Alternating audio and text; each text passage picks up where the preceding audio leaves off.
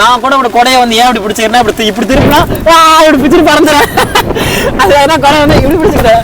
குட்டி மீனவன் இப்போ நம்ம வந்து எங்க இருக்கோம் அப்படின்னு சொல்லிட்டு பாத்தீங்கன்னா நாகப்பட்டினம் துறைமுகத்துல என்ட்ரன்ஸ் தான் இருக்கும். பெங்கால் புயல் வந்து எங்க இப்போ நாகையில இருந்து பெங்கால் புயல் வந்து எங்க இருந்து வந்துட்டு இருக்கு அப்படின்னு சொல்லிட்டு பாத்தீங்கன்னா தென்கிழக்குல இருந்து வந்துட்டு இருக்கு. எவ்வளவு தூரத்துல ஒன்று இருக்குன்னு பாத்துக்கிட்டீங்கன்னா 400 கிலோமீட்டர் தூரத்துல இருந்து வந்துட்டு இருக்கு. 10 கிலோமீட்டர் வேகத்துல இருந்து நம்ம கரையை கடக்கிறதுக்கு வந்துட்டு இருக்கு புயல். 400 கிலோமீட்டர் தான் இருக்கு. இப்போ டைம் பாத்தீங்கன்னா மணி 9 மணி ஆகுது.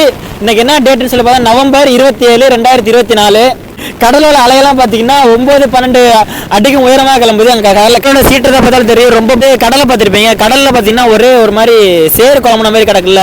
இந்த மாதிரி புயல் கடல் சேறு ரொம்ப அதிகமா இருந்தா என்ன செய்யும், கடல்ல சூறாவளி மாதிரி ஏற்பட்டு அப்படியே சேறு மாதிரி குழம்பி போய் கிடக்கும். அதே மாதிரி தான் இப்போ வந்து கடல் இருக்கு. இப்போ பாருங்க அப்படியே ஒரே குட்டை மாதிரி தெரியும் பாருங்க. கடலை காமியா கடலை பாருங்க அப்படியே குட்டை மாதிரி தெரியுது பாருங்க கடல். அப்படியே இந்த மாதிரி டைம்ல இந்த மாதிரி நேரத்துலலாம் வந்து மீனவர்கள் யாருமே வந்து தொழிலுக்கு செல்ல மாட்டாங்க, போட் எடுத்து கடலுக்கு போக மாட்டாங்க. அப்படி போனா வந்து உயிருக்கே பேர் ஆபத்தா ஏற்படக்கூடும்.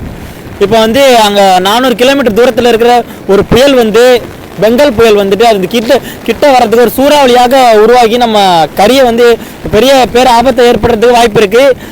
மக்கள் எல்லாருமே வந்து வீட்டிலே எல்லாம் சேஃப்டியா இருங்க. கடற்கரை பகுதிக்கு யாரும் வெளியே வராதிங்க. நான் கொடுத்த தகவல் உங்களுக்கு போதுமானதா இருந்தா வீடியோக்கு ஒரு சூப்பர் தம்பின்னு சொல்லிட்டு ஒரு கமெண்ட் பண்ணிட்டு போங்க. ஓகே.